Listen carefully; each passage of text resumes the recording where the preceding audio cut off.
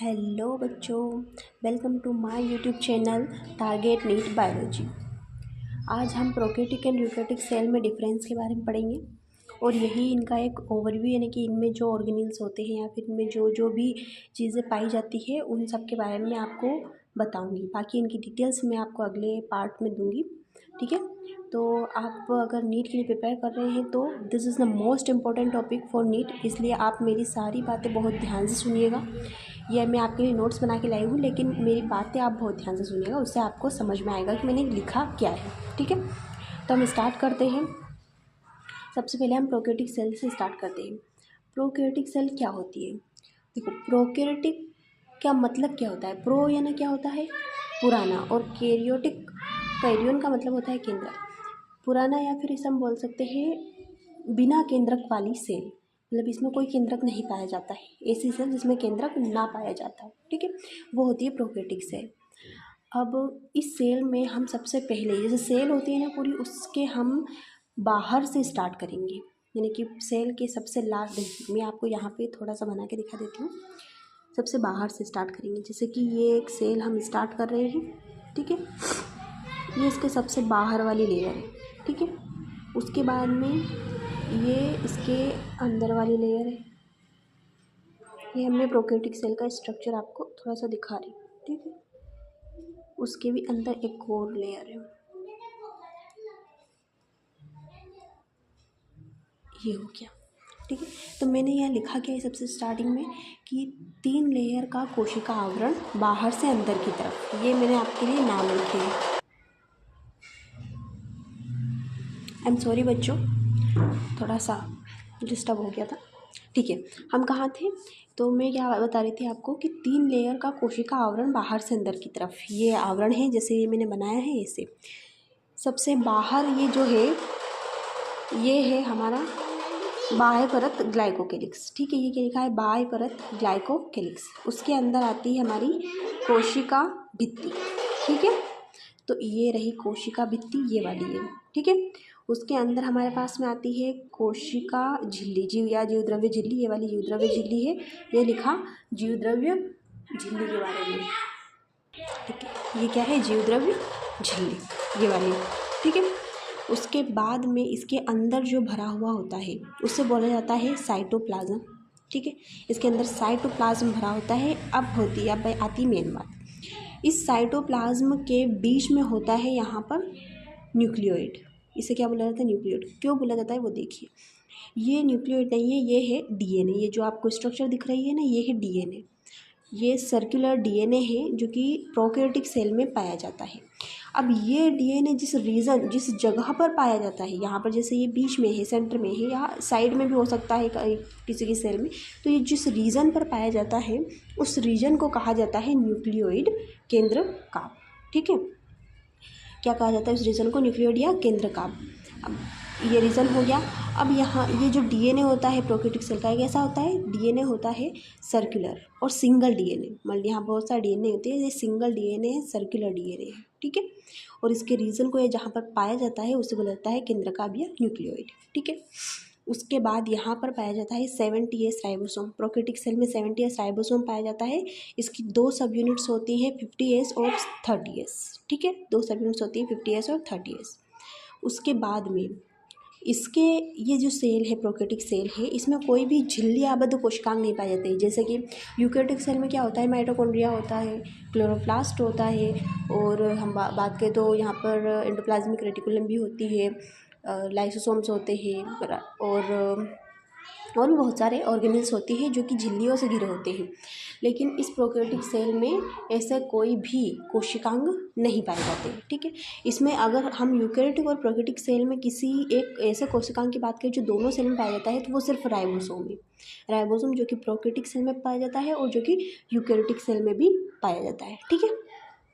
लेकिन इसमें भी डिफरेंस होता है। यहाँ पर ये 70S है और यहाँ पर ये 80S होता है, ठीक है। ये मैं आपको डिटेल में पूरे सारे ऑर्गेनेल्स को या सारे इसके जो पार्ट्स हैं उन सबको डिटेल में आपको एक अलग से वीडियो बना के दूंगी। अभी आप सिर्फ एक ओवरव्यू लीजिए, मेन डिफरेंस याद कीजिए, और ये सारे डिफरेंस आपको बहुत अच्छे से याद होने चाहिए बच्चों, ठीक है। तो उसके बाद हमारे पास में इसमें प्रोकैरियोटिक सेल में और क्या पाया जाता है? इसमें पाया जाता है प्लाज्मिड। प्लाज्मिड एक एक्स्ट्रा क्रोमोसोमल डीएनए है, यानी कि ये भी एक डीएनए है जो प्रोकैरियोटिक सेल में पाया जाता है, लेकिन ये मतलब ये जो मेन डीएनए होता है इस सेल का, उसका पार्ट नहीं है, ये एक्स्ट्रा है, अलग अलग वाला डीएनए। ठीक है, इसका काम क्या होता है, इसके बहुत सारे काम होते हैं इस सेल में, लेकिन आपको याद क्या रखना है, मेन आपको ये याद रखना है कि ये एंटीबायोटिक रेजिस्टेंस देता है प्रोकैरियोटिक सेल को। क्या देता है? एंटीबायोटिक रेजिस्टेंस देता है। ये बात आपको याद रखनी है।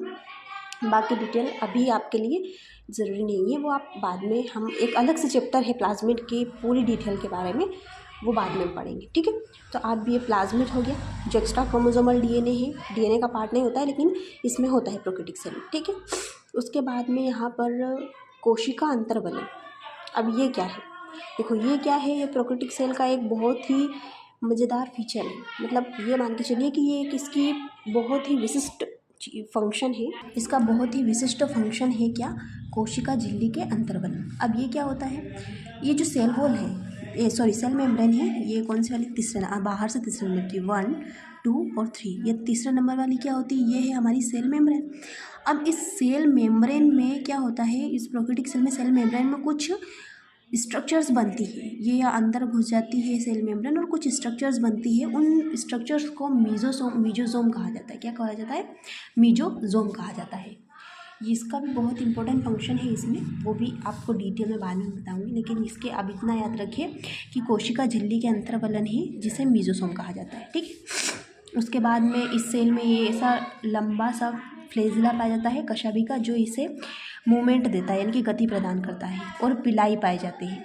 पिलाई ऐसे छोटे छोटे रोम्स लाइक स्ट्रक्चर्स पाए जाते हैं, रोम पाए जाते हैं, रोम ही कहते हैं उनको हिंदी में। ये पिलाई पाए जाते हैं। ये पिलाई क्या करते हैं, ये इस सेल को होस्ट से, यानी कि प्रोकैरियोटिक सेल क्या होती है, इसे मतलब ये जहाँ कहीं भी रहती है उसे वहाँ, जैसे हमें खड़े रहने के लिए क्या चाहिए? पैर। मान लो हम खड़े हैं तो हमें ज़मीन पे खड़े रहने के लिए क्या चाहिए? हमारे पैर चाहिए।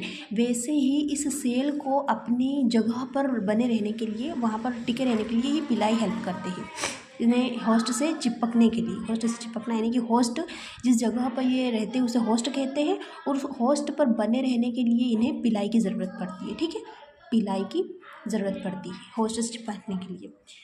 और लास्ट है ये अंतर्विष्ट पिंड। ये क्या होते हैं? ये अंतर्विष्ट पिंड प्रोकैरियोटिक सेल में जो भी एक्स्ट्रा मटेरियल होता है, ये मतलब जैसे हम इसे डस्टबिन बोल सकते हैं, मतलब डस्टबिन आप बोल सकते हैं अंतर्विष्ट पिंड को, लेकिन सेल में जो भी कुछ एक्स्ट्रा होता है वो यहाँ पर रहता है। ठीक है, तो ये हमारी हो गई पूरी प्रोकैरियोटिक सेल के बारे में।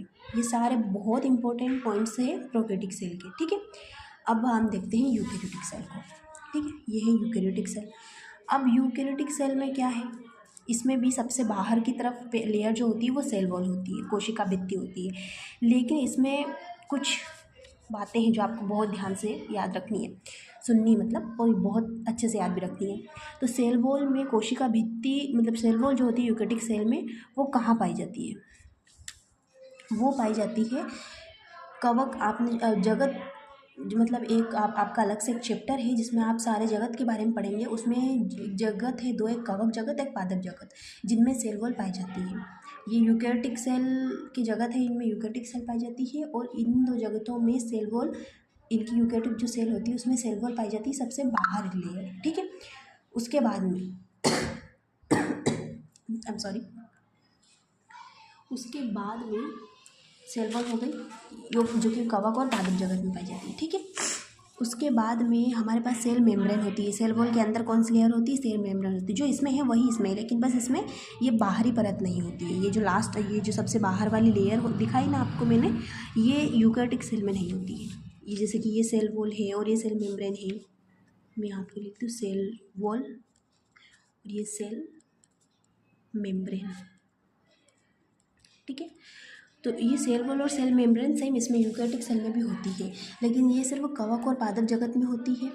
जगत एनिमेलिया, ठीक है, जो कि आपका ने 5 किंगडम क्लासिफिकेशन जो आप पढ़ेंगे उसमें आपने एक किंगडम एनिमेलिया पढ़ा होगा। उस किंगडम में सेल वॉल बिल्कुल नहीं पाई जाती, उसमें सेल मेम्ब्रेन पाई जाती है। उसकी जो सबसे बाहरी लेयर होती है वो सेल मेम्ब्रेन होती है। ठीक है, सेल मेम्ब्रेन कवक और पादप जगत। देखिए ये मैंने लिखा है कि सेल मेम्ब्रेन, प्लाज्मा मेम्ब्रेन इसी का नाम है, और कोशिका झिल्ली से हिंदी में बोलते हैं। तो कवक जगत, पादप जगत और जगत एनिमेलिया जगत, इन तीनों में सेल मेम्ब्रेन पाई जाती है। लेकिन कवक और पादप जगत में सेल वॉल भी पाई जाती है, एनिमेलिया जगत में सेल वॉल नहीं पाई जाती। ठीक है, आया समझ में आपको? ठीक है, अब हम बात करते हैं, हम इसके अंदर चलते हैं। अंदर हम जाएंगे तो हमें क्या मिलेगा? साइटोप्लाज्म। ठीक है, साइटोप्लाज्म मिलेगा हमें। थोड़ी सी आज तबीयत खराब है मेरी, लेकिन फिर भी चलो पढ़ते हैं। तो साइटोप्लाज्म हमें इस सेल के अंदर मिलेगा, जो कि इसमें भी है। अब इसमें यहाँ पर मैंने लिखा था झिल्लियाबद्ध कोशिकांग नहीं पाए जाते हैं, इसमें यहाँ मैंने लिखा है कि इसमें झिल्लियाबद्ध कोशिकांग पाए जाते हैं। ठीक है, झिल्लियाबद्ध कोशिकांग इसमें पाए जाते हैं। अब साइटोप्लाज्म हो गया, साइटोप्लाज्म के अंदर झिल्लियाबद्ध कोशिकांग भी होते हैं। उसके अंदर यहाँ पर होता है ट्रू न्यूक्लियस, सत्ती केंद्रक उपस्थिति है कि यहाँ पर केंद्रक पाया जाता है। ठीक है, इसमें केंद्रक पाया जाता है यूकैरियोटिक सेल में। अब कुछ मेन ऑर्गेनेल्स है, आप जो देख लीजिए, इसमें बहुत सारे ऑर्गेनेल्स होते हैं, लेकिन ये मेन ऑर्गेनेल्स है जिनके बारे में बार बार एग्जाम में पूछा जाता है। तो कौन कौन से ऑर्गेनेल्स हैं, जो कौन कौन से कोशिकांग है जो झिल्लियाबद्ध कोशिकांग है जो कि यूकैरियोटिक सेल में पाए जाते हैं? सबसे पहला है माइटोकॉन्ड्रिया। ठीक है, उसके बाद है हमारे पास में एंडोप्लाज्मिक रेटिकुलम। ये 2 टाइप्स की होती है, smooth endoplasmic reticulum and rough endoplasmic reticulum. उसके बाद है गोल्जी बॉडी, फिर लाइसोसोम, फिर राइबोसोम्स। ठीक है, जो कि इसमें एटीएस होता है। इनके अलावा भी कुछ ऑर्गेनेल्स होते हैं, उनके बारे में हम बाद में अच्छे से डिटेल में, इनके बारे में और उनके बारे में, सबके बारे में डिटेल में पढ़ेंगे। अब इसके अंदर जो डीएनए होता है वो केंद्रक झिल्ली से घिरा होता है, और सबसे इम्पोर्टेंट बात, इसमें जो डीएनए होता है वो लीनियर होता है, रेखीय। कैसा होता है? ऐसा डीएनए होता है यूकैरियोटिक सेल में। ठीक है, ये आपकी यूकैरियोटिक सेल के बारे में है, और ये आपकी प्रोकैरियोटिक सेल। और देख लीजिए आपके दोनों के बीच में डिफरेंस। ठीक है, तो इन सारे पॉइंट्स को बहुत अच्छे से याद रखिएगा, ये बहुत इंपॉर्टेंट पॉइंट है नीट के लिए। ठीक है, और आज का लेक्चर हम यही एंड करते हैं। आज थोड़ा सा लंबा हो गया है वीडियो, लेकिन बहुत इंपॉर्टेंट चीज़ें थी आज, इसलिए तो आप बहुत अच्छे से याद रखिएगा इन्हें। और अगर आपको नेक्स्ट पार्ट चाहिए तो प्लीज़ आप चैनल को सब्सक्राइब भी कीजिएगा, लाइक कीजिएगा, एंड कमेंट करके बता दीजिएगा मुझे आपको वीडियो कैसा लगा और आपको नेक्स्ट पार्ट